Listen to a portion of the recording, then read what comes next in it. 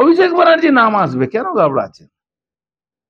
Lips and বাউন্ডে কেসে দেখেছেন তো আপনি, লিপস অ্যান্ড বাউন্ডে কেসে উনার সম্পত্তি জব্দ হয়েছে, উনি বলছেন আমি ফাঁসি চড়ে যাব। ভাই এর থেকে আর কি প্রমাণ হতে পারে? উনি গলায় দড়ি দিয়ে ফাঁস নিয়ে নেবেন, আবার উনারই প্রপার্টি জব্দ হয়েছে, তো কেন কোর্টে যাচ্ছেন নাকি আমার প্রপার্টি রিলিজ করা?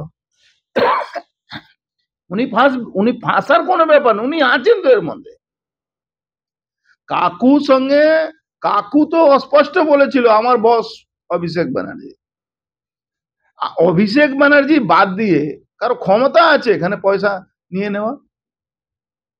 কোন মন্ত্রী করতে পারবে না টাকা দিয়ে এখানে কোনো কাজ? দেখুন, কারো কাছে টাকা থাকলে টাকার লিপসাটা কম হয়, আর যার কাছে ছিল না, যখন ক্ষমতা আসবে তখন লুটপাটই তো করবে, এটাই তো নিয়ম ছিল। সঠিক অত সাফাই দেওয়ার দরকার নেই তো, সিবিআই নামে কেস করুন না ক্ষমতা থাকলে।